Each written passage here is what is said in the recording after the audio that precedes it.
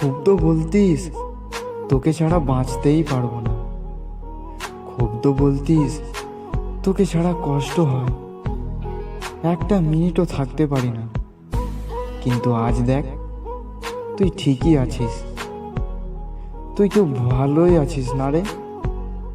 এই ফালতু ছেলেটাকে ছেড়ে ভালো থাকারই তো কথা।